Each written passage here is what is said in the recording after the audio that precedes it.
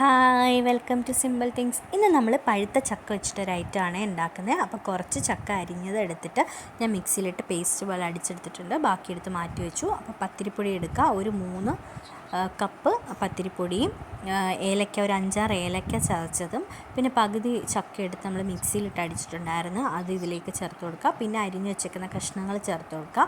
ഒരു പിടി തേങ്ങ ഇതിലേക്ക് ഇട്ട് കൊടുക്കുക. ഒരു നുള്ളു ഉപ്പും കൂടി ഇട്ടതിന് ശേഷം നമ്മൾ ശർക്കര ചൂടാക്കി വെച്ചിട്ടുണ്ടായിരുന്നു, പാവ് കാച്ചണ്ട, ചൂടാക്കി തിളപ്പിച്ച് ആ തിളച്ച ചൂടോടുകൂടി ഇതിലേക്ക് ഒഴിച്ചു കൊടുക്കണം. എന്നിട്ട് നമുക്ക് സ്പൂണ് വെച്ച് ആദ്യം ഇളക്കി കൊടുക്കാം.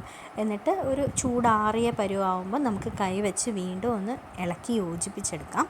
അപ്പം ഞാനിത് വട്ടയില വെച്ചിട്ടാണ് ഉണ്ടാക്കുന്നത്. അധികം കട്ടിയാവാൻ പാടില്ല, അധികം ലൂസും ആവാൻ പാടില്ല. ഈ ഒരു കൺസിസ്റ്റൻസിയിൽ വേണം ഇത് യൂസ് ചെയ്യാൻ വേണ്ടിയിട്ട്. അപ്പം അടിപൊളി ഐറ്റമാണ്. നമുക്കിത് വാഴയിലയിൽ ഉണ്ടാക്കാൻ പറ്റും, പക്ഷേ വട്ടയിലയിൽ ഉണ്ടാക്കുന്നതിന് ഒരു പ്രത്യേക ടേസ്റ്റ് ഉണ്ട്. അപ്പോൾ ഇത് എങ്ങനെയാണ് വെക്കുന്നത്, ഇങ്ങനെ നിങ്ങൾക്ക് കാണിച്ചു തരാം. ഇങ്ങനെ മടക്കി ഓരോന്നോരോന്നായിട്ട് ഇങ്ങനെ വെച്ചിട്ട് മടക്കി നമുക്ക് ഇഡ്ഡലി കുട്ടകത്തിൽ വെച്ചിട്ട് ആവി കയറ്റിയെടുക്കാം. അപ്പം ഇനി അങ്ങോട്ട് ചക്ക സീസണൊക്കെയാണ്. അപ്പോൾ പഴുത്ത ചക്ക കിട്ടുമ്പോൾ ഇങ്ങനെ ഒന്ന് ട്രൈ ചെയ്ത് നോക്കണം, അടിപൊളി ഐറ്റമാണ്.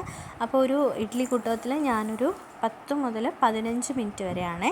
അപ്പോൾ ഈ ആവിൻ്റെയൊക്കെ മണം വരുന്നില്ലേ, ഈ ചക്കേൻ്റെ സ്മെല്ലാണ് നമുക്ക് കിട്ടിക്കൊണ്ടിരിക്കുന്നത്. അപ്പം എന്നിട്ട് ചൂടോടുകൂടി നമുക്ക് കഴിക്കാം.